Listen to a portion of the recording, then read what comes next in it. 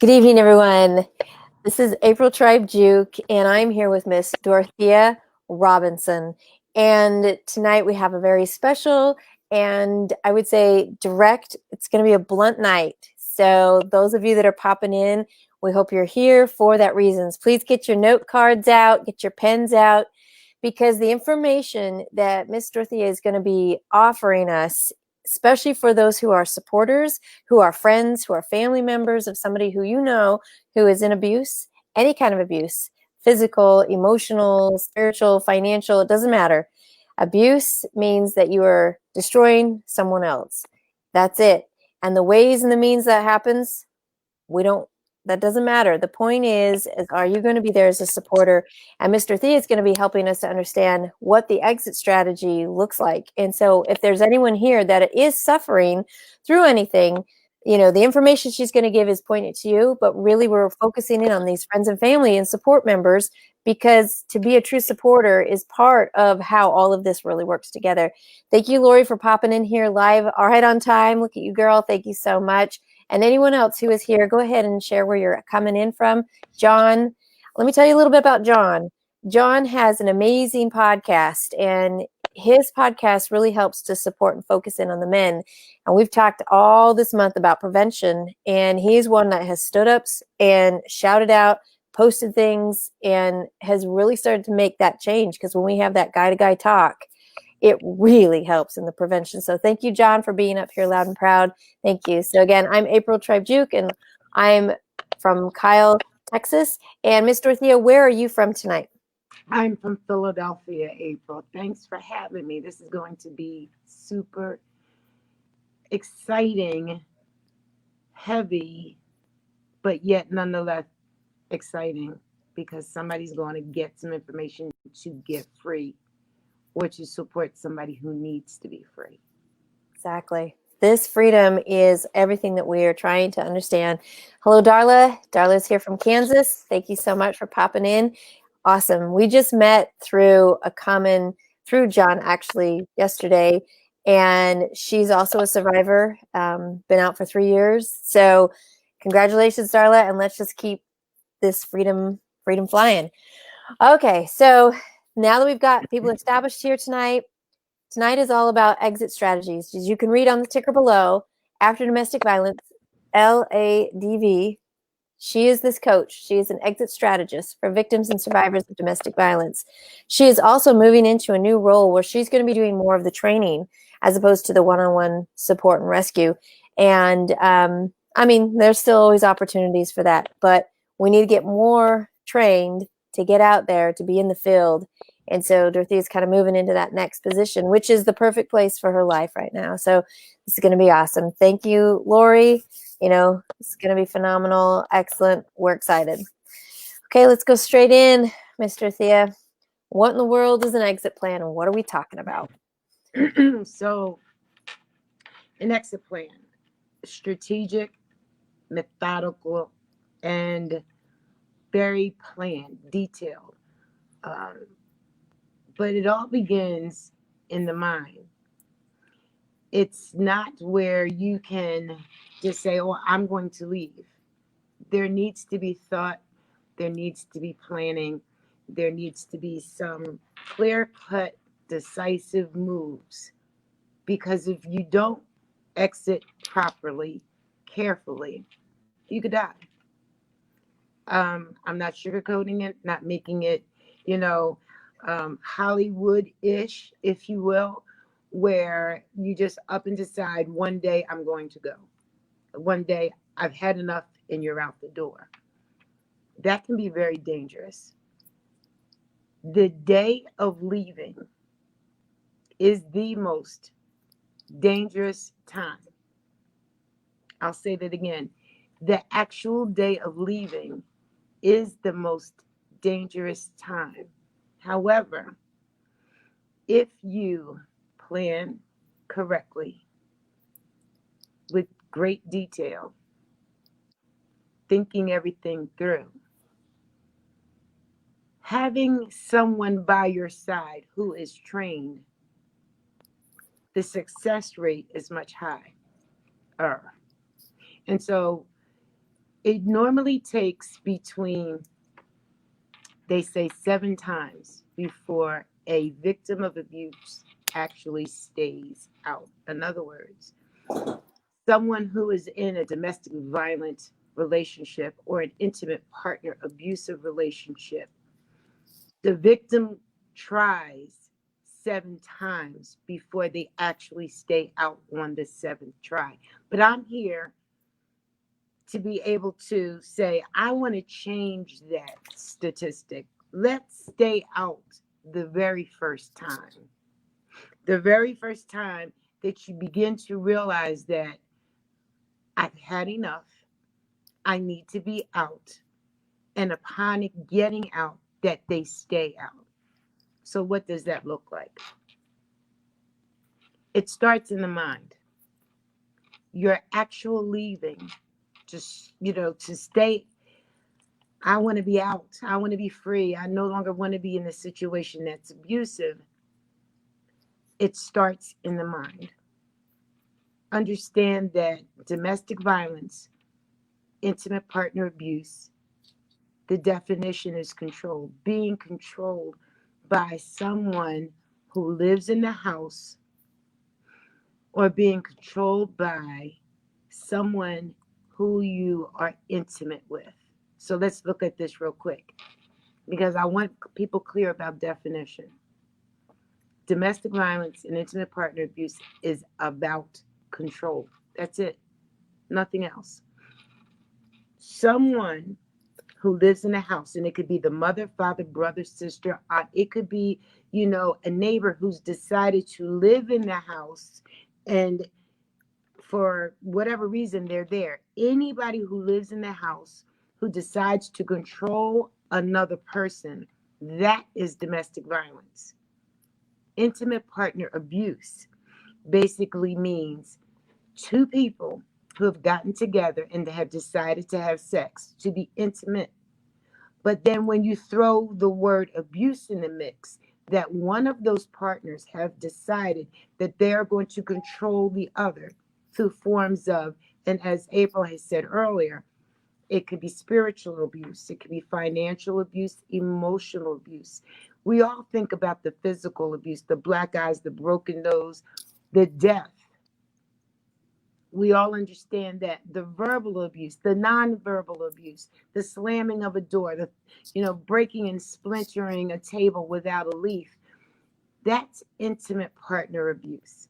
So now that we have the definition clear, when someone has decided, I need out, I need freedom, it's important that they have a support system. That needs to be someone who believes them, because a victim of abuse, all they want to be is believed. They want people to know and understand that I am not crazy. Because, see, they're told that they're crazy, that they're worthless, that they don't, mean anything to the world, that they're just peons, that they're throwaways. When you have been groomed over and over and over again, the victim believes that. So let me share with you a little bit about my story. Married my high school sweetheart. We were together since we were 16. I've known no other man. And I saw the red flags, as most victims do. We see the red flags, but because they are our knight in shining armor, they have come in and rescued us in some way. For me, I was a big girl, and he dated me and took me on the prom and made me feel special, all of those wonderful ooey gooey feelings. And I began to really get attached and love him because he gave me attention where nobody else would. I saw the abuse signs, but I pushed them to the side because what I painted up in my head in regarding to him, he was my knight in shining armor because he took notice, right? And so getting married, thinking when I get married, it's going to get better. But victims, when they marry their abuser, the heat gets turned up tenfold. The abuse gets worse. And that's what it did. And so 6 children and um, being 416 pounds at one time, going through weight loss surgery. And I thought, well, if I looked a little bit better, the abuse would stop. The verbal abuse would stop. But that only made it worse. See, I asked the doctor, is there another woman? What's going on? He said, because you lost half of yourself, that was his blanket, that was his protection. And now his protection, meaning that no one is going to look at me, right? And that I would stay put. I got out. I planned for a year. And the final day came, and usually this happens for most victims. There's a near death experience. I'll say that again. There's a near death experience or a threat of one that usually snaps the victim into thinking, I got to get out or else I'm going to die. It's unfortunate. It's either the attack would actually go to the victim, or if their children are involved, that it would go towards the child, that there's a threat of death. Unfortunately, that's most stories before a victim finally gets it that they have to leave. And so I was threatened with a gun. We had a big fight, grabbing things out of the cabinet, throwing them. I'm watching my children. They're trying to organize the things that have, been thrown on the floor. And that was my click. That was the knob that said, I got to go. Because he said, if I had the gun, I would kill you. And I had a butcher knife in my hand. And I saw the kids and I thought instantly, if I kill him or if he kills me, then the children would lose both parents because one would be dead and the other would be in jail. I planned for a year. I got the place. I did not tell my husband, I'm leaving. That's one of the worst mistakes that most victims can make when they have had enough and they turn to their abuser and say, I'm leaving. You can easily lose your life that way. If I can share this with you, please never tell your story of leaving. Never give your abuser the thought that you're leaving. And don't tell your children if they're young enough. Don't let them know the plan. The plan has to be held within yourself with a trusted support person. Your plan is precious to you. Your plan is your life. Because if you give it up at the wrong time, you could lose your life. And so I planned for a year, did the things that I need to do. I got the place, I secured the place. I didn't move in for a month because I had to strategically move around my husband. And I finally got out. The day I got out, I slid down the wall and asked myself, what the hell did I just do? Most victims will feel I broke up a family. I took my children from their father, and the level of guilt about leaving is incredible. That is the time where a victim needs that support person, because that is the time when they're wondering, what did I just do? I just broke up a family. That is the time that they'll go back because they feel I did wrong. I have the guilt. He or she needs me because men are abused as well. They need me. I have to go back to take care of him. I have to go back to give my children their father or their mother. The amount of guilt that they feel because of the grooming that they received over the years. That is a crucial point because they will return back to their abuser thinking that it will be all right and thinking that they will fix things better if they return. So the support person just needs to be there to listen, not necessarily fix it. The victim will share with the support person their life.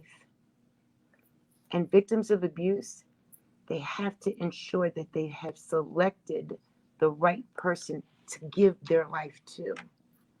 That means they should be able to share their plan. They should be able to hold their bag with all of their important documents, their license, their deeds to the house, the medical insurance, all of these things that they're going to gather to put into that bag. A support person needs to hold on to that bag with their own life. So much so, even if the support person, the person that the victim has chosen to leave their life with, they can't even tell their spouse what's going on. That's how quiet you have to keep her story or his story. And that's how well protected that you've got to make sure that that bag is well protected. A support person doesn't need to fix it. They just need to be there because the victim of abuse just wants to be believed. And so for me, I have created within me the person that I would have wanted next to me as I was walking through my exit plan. April, I can't make a plan without a victim. They know, and I serve women. So if I say women often, it's because I serve women, but men are abused as well. I'm going to reiterate that. But I say, you know, that that walk, this journey, is not an easy one. The decision to leave because they know that their life is on the line, that support person, that person that they have selected. Oh, and let me say this. It can't be the good girlfriend down the street, okay? It can't be the one that you know that tells everybody all of the news. It cannot be that person. You have to select someone who you can absolutely trust with your life because basically you are. Support persons have people have to understand the level of trust that a victim is coming to you with, that you are going to work this thing through with them. Again, you ain't got to fix it. They just want to be believed. And if they need to leave some stuff at your place, that you know and understand that you cannot give up any information. You can't. When I write plans, the victims are there. They know their abuser. They know when they work, when they don't work. They know how they snore. I need every minute detail, every one. I need to know how well his family is involved because at this point, I know that most victims of abuse, they have already been taken away from their own family, called isolation. And so I know that victims usually stand alone. They are not with their family. I need to know every detail so that when we go into the planning stage, and there's phases to this. The first stage, I'm getting all intel, and then we talk about the resources that need to go in place. From that point, then we go into making sure that everything, all I's are dotted and all the T's are crossed. We make sure that the resources are ready to receive. And then there's the final app, the actual move. Planning takes time. But for me, April, I have to coach from the head point. When discussing and talking to victims of abuse, I usually know when they're ready to go and when they're not ready to go. I Exactly. know, yeah, I know when they're ready to go and when they're not. And when they are, we go into the phases of moving. When they're not ready, I do a whole lot more coaching, but I can tell when someone is actually ready to go and when they're not. Now, we talked about victims returning, and it usually takes them 7 times for that final time to stay out. With that being said, because of the guilt and all of those emotions and all of that about returning, that can be part of it. But I find that if resources are not a resource are not put into place, meaning They don't have a source of income. They don't have a place to stay. They need a place for their dog. Oh, yeah, I rescue dogs too. I rescue cats. And I make sure that, whatever kept them comfortable, I'm going to make sure wherever they go that they're going to accept their pets, because that is a source of lifeline for them. I'm not going to separate them. That's like having a child. So I ensure that if they have a cat or a dog, frog, whatever it may be, wherever they go, that there's space for them. Um, so it takes time. It does.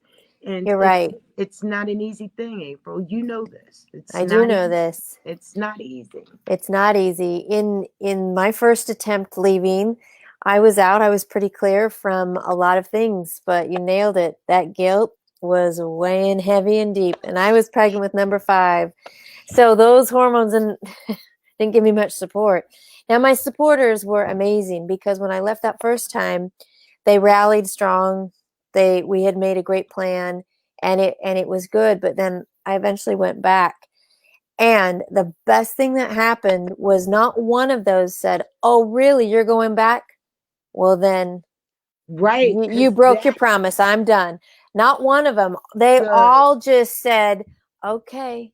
I'm sure they went home and was like, "Blah, I can't believe she went back." But Right. I never heard it. I never heard one thing. Right.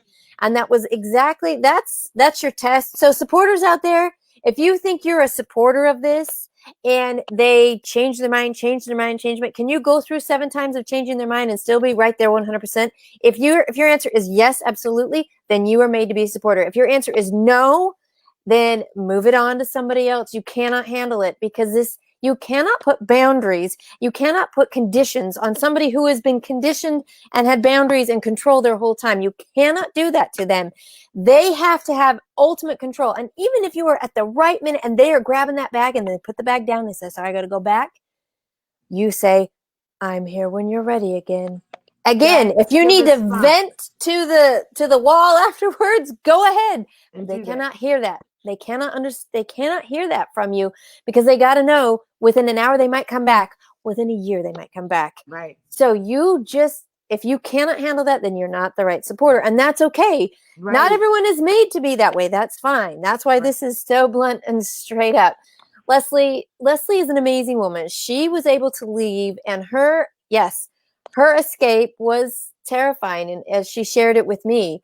And this, I just have to keep popping all these things up here. Great lessons. The Turning Point in Delaware, Ohio now accepts all pets. Well, thank you, Kathy. So if anyone is in that area, that is good to know. That's, if anyone knows of places like that, please understand. And so that, I'm glad. Thank you so much for posting that, because I don't know all things.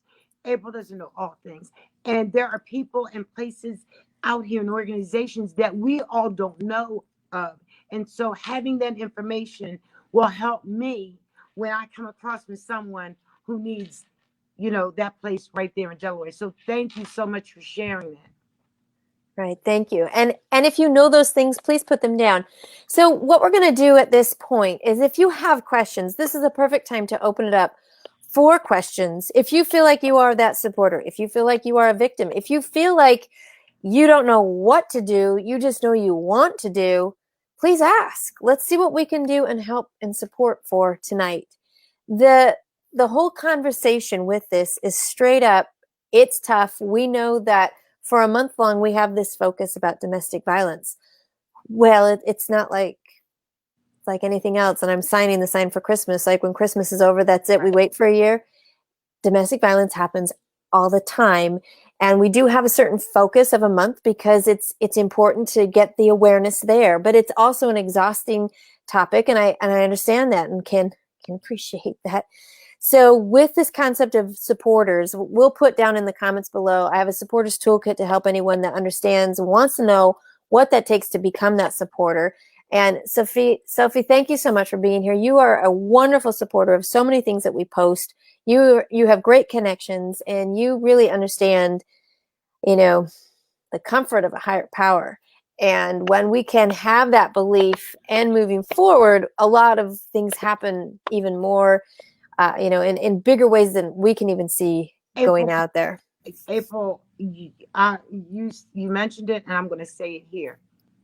I've helped both nationally and internationally.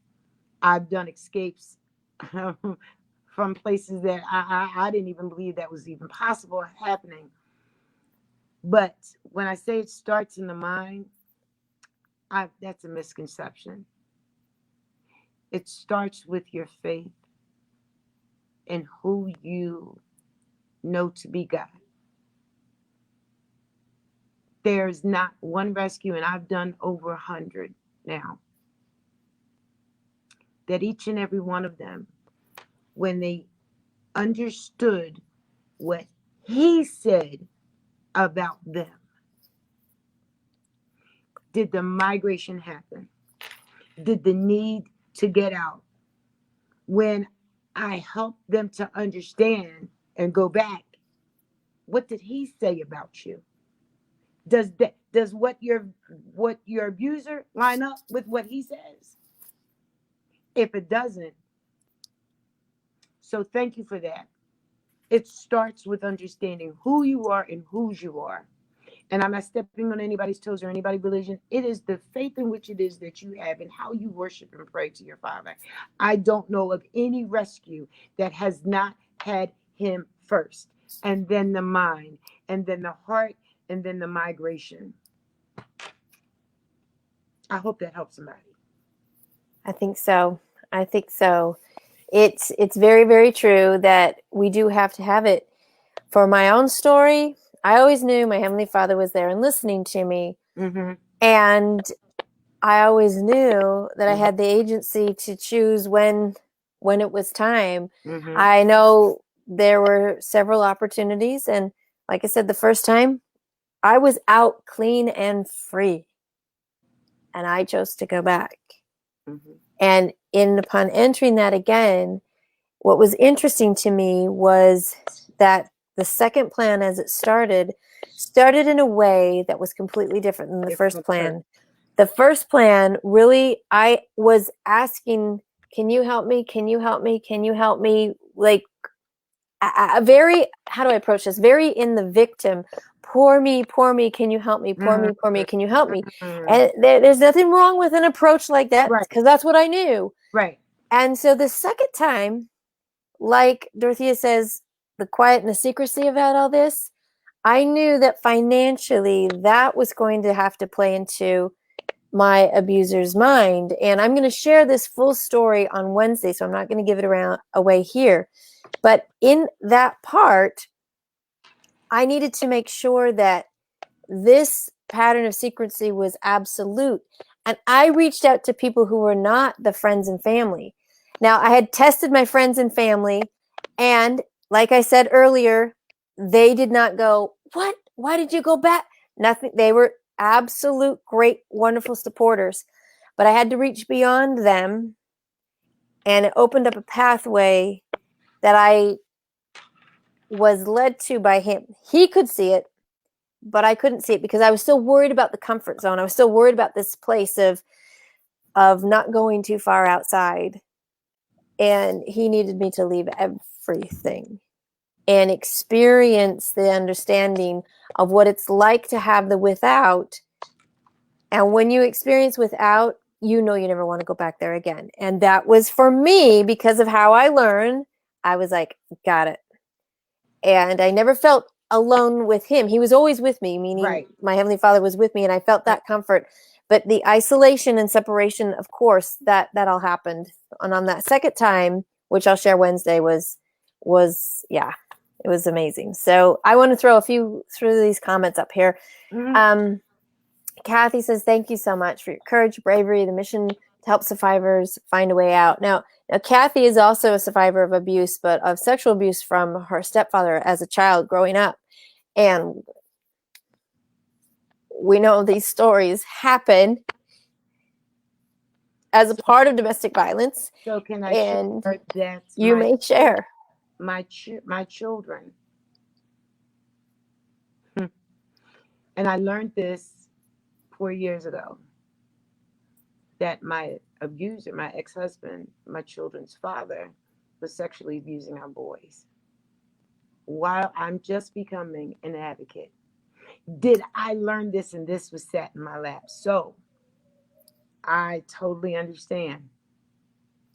Had a lot going on. A lot.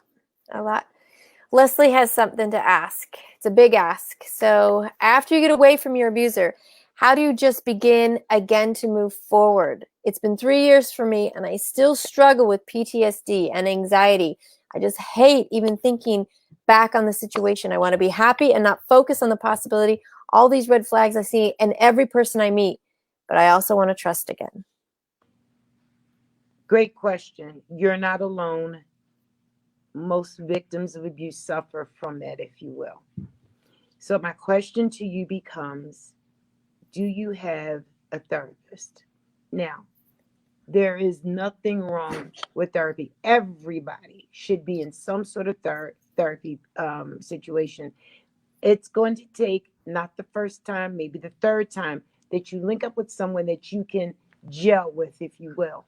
You're not going to get a therapist. Maybe you will, maybe most often you don't, but you've got to go through and test to see, well, are we connecting? It takes a little bit of time, but everybody who's been a victim of abuse should have a therapist. I think everybody should have therapy, really. But with that being said, it is a place where you can get out what it is that you need to get out. You talk about PTSD, which, I'm glad you said that. Most all victims of abuse suffer from PTSD. They do.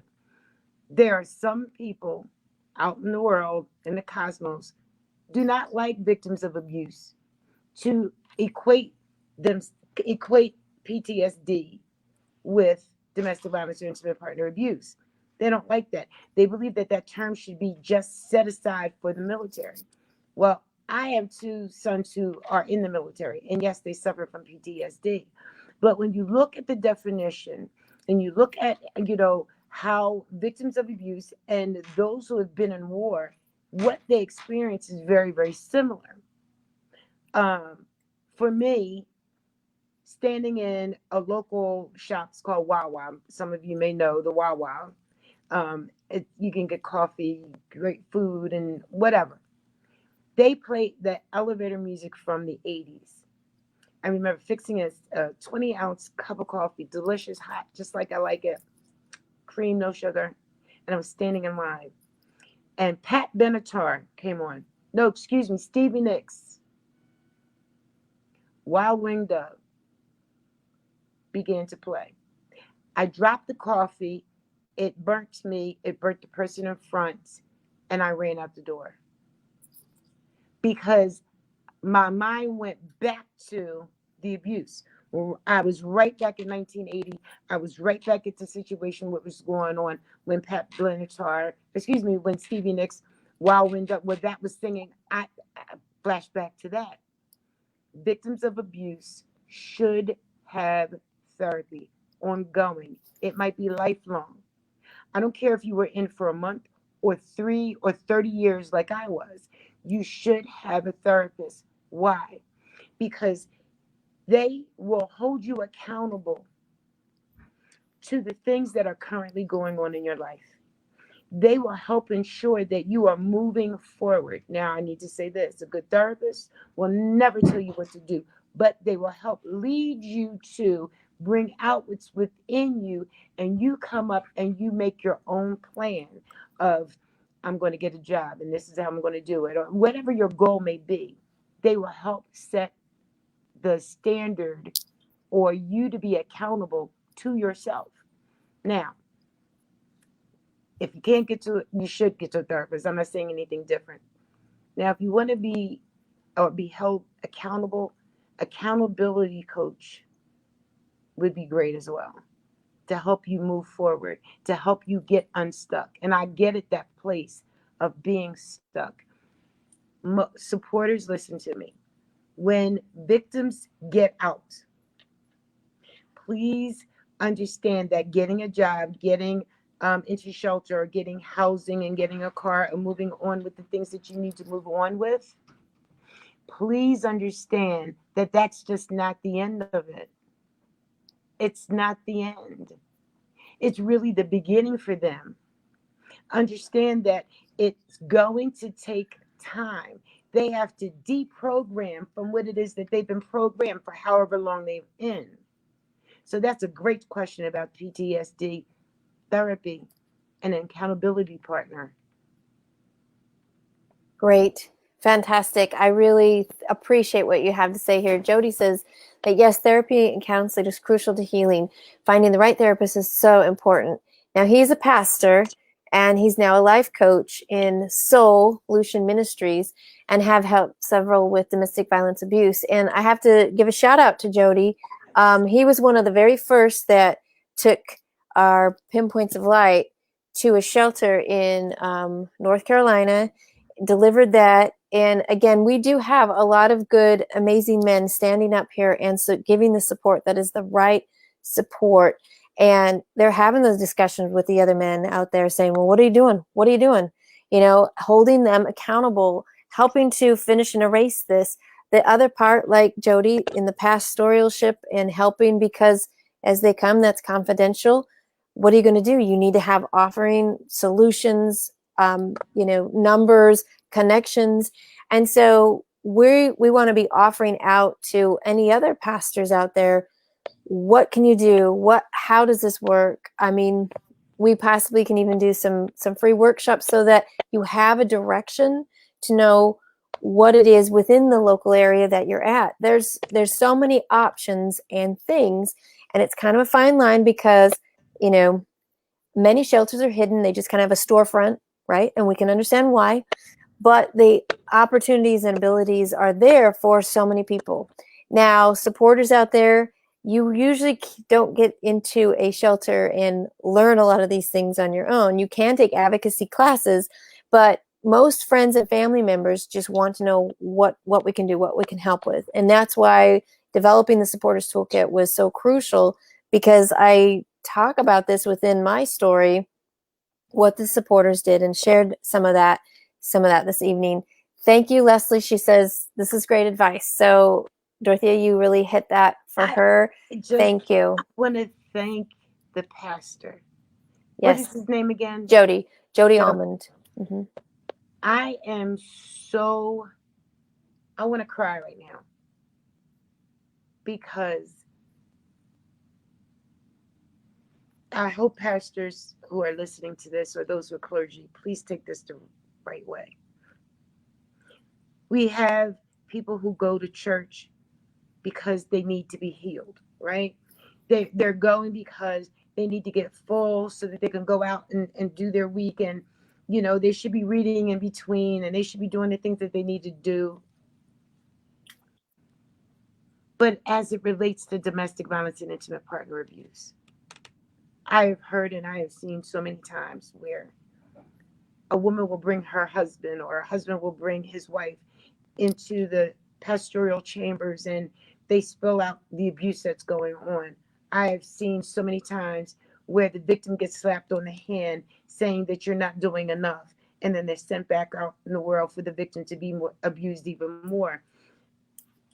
I'm so glad that you took the time to study DV and IPV. I'm so glad that you took the time to understand that you have to do something different. You had to do a new level. You had to reach to the point where you totally understand what a victim is going through, and you are pastoring correctly.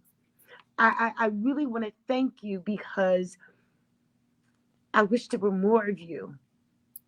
I really do. I hear the stories of, and again, I serve women. I hear the stories of, my pastor told me that I don't cook right, or I don't dress right. I should have more sex with him. And women lose their lives when they're sent back in the trenches, so to speak, with no real clear-cut answer. They come into that very sacred office, hoping that their pastor, and yes, I'm not saying to take a side and move the Bible to the side. I'm never saying that. But when you don't understand what domestic violence is, and if you don't understand what the women, because I serve women, but men are abused as well. When you don't understand the dynamics of what goes on in abuse, there's so many clergy men and women who send their parishioners back to hell, in the hell of that house. Listen, my ex was a deacon of the church. I ran Sunday school. My ex, well liked in the community, well liked in the church, and I cried every Sunday in the back.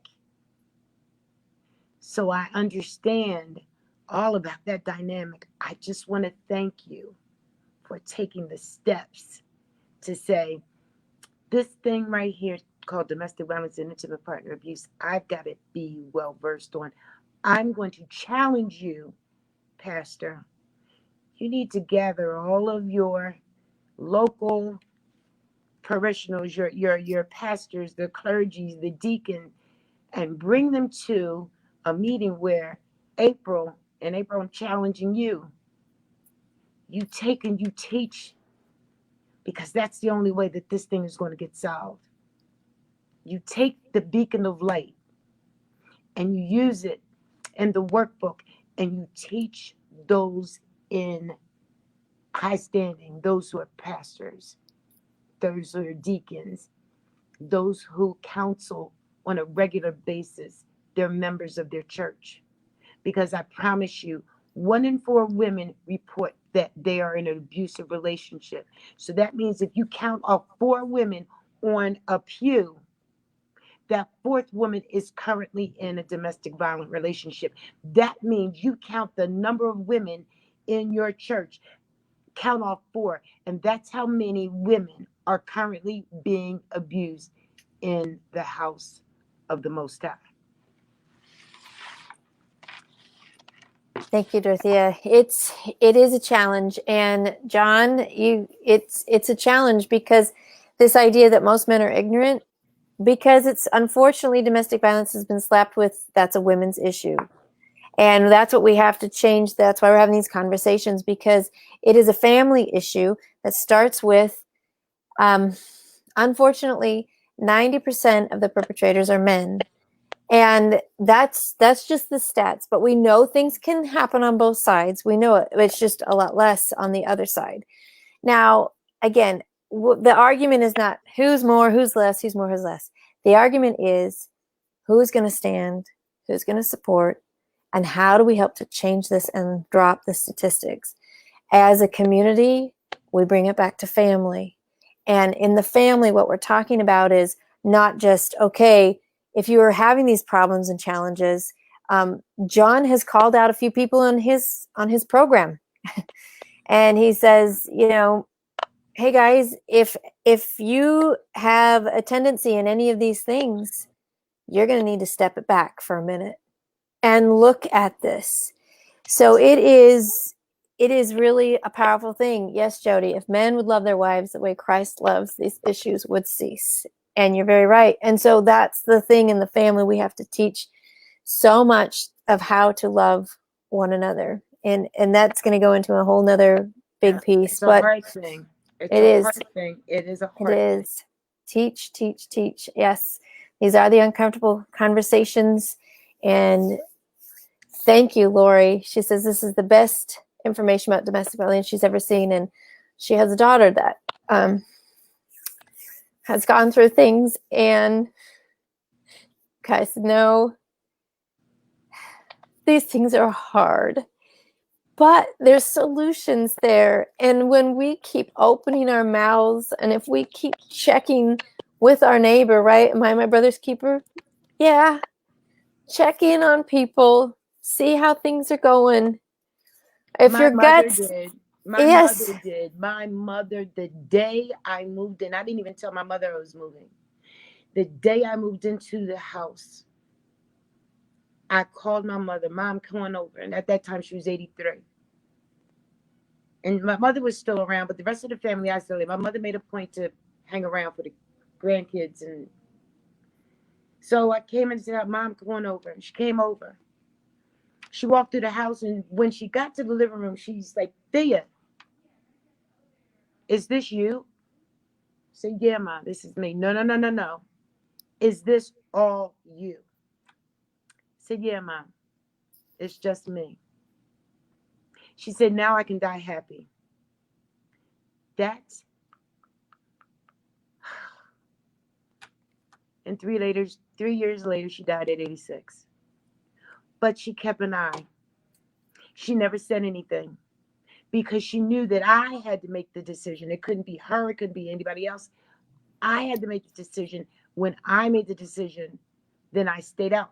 Had it been somebody else's, well, you got to go, or, uncle's coming in like gangbusters, breaking up the door, Thea, you're coming out, and all of that. No, that I would have gone back. But when it was me, I stayed out. And that killed that. So, Mom, you watched me. Yeah, she did. She did. She definitely did. Many moms watch, and just like Lori, one of those moms, she says, Not you're telling easy. the truth. It's not Not easy. It's not easy, but trust that the victim knows when the right timing is, and if the offers are there, and if they know that they can build a support group, the plan goes smoother, quicker, and they're able to truly make that free break. And so this is a wonderful opportunity here. Well, our time is almost out, so I want to thank everybody for being here, for being so direct with this. Dorothea, she is a woman of God. She has, understanding what it takes to go in and to get the one from the 99, right? And I think for myself, Heavenly Father watches over all of us. And I wasn't going to share this, but I'm going to share it now, if I can get through it. He watches over all. He still loves my ex-husband. He loves me. He loves all of his children. The Heavenly Father is not going to interfere with our agency and choices because we have to learn. And that is the toughest part, I think, as a parent, as a heavenly parent who has all power that could stop it all. He steps back, and he hopes, he wishes, and he watches and prompts us as those angels around us to help each other out. And, there are miracles. Cecilia Tement, her father, who was an abuser on the kids, as well as his wife, he got it. I mean, those percentages are less than 4% who will get it and change, but he got it and he changed. And the family is whole again. It is a miracle. It is a miracle. So all I'm saying is that love ultimately can happen. But please hear me clearly. Hear me clearly. You are not the fix-it shop for him. You are not the fix-it shop for any of this. That is between he and God alone. Okay? Counselors, people to support. You can be a beacon of light out there. You can shine. But that does not mean you jump in that same boat that's being tossed around by that stormy sea. That will not help anyone. You stand out on that rock, on the rock of Christ. Shine your light out. Pray. Put your karma out there. Whatever it is that you believe in. But you are toxic together. You will always be toxic. He can change, but he has to have a whole new situation, a whole new environment, and things can happen. So please hear me clearly with that, because change is a possibility for all. It's just not you. You're not anyone's savior, period. So in my book, I write, I played God. I thought that I could fix him. I played God when I thought that I could lose 250 pounds. I played God thinking that I could have more sex better. I played God. I thought I had the audacity to think that I could play and change him. That's only God's position. So I had to take accountability of my own self and my own how I was in the relationship. How did I play a part? But we'll talk about that for another time, and that comes with therapy. It does. It So does. how about I prayed outside in on the patio because I got locked out and I wouldn't leave my kids. In rain, sleet, snow, I hid a Bible. And at 3 a.m. in the morning, when I was locked out the house, I knew where my Bible was, and it couldn't get wet. And I read, and that's where my plan came from, was Scripture. Now, in that same instance, he told me, "You are going to save others, and this is how you do it." But I did that outside in the elements, locked outside.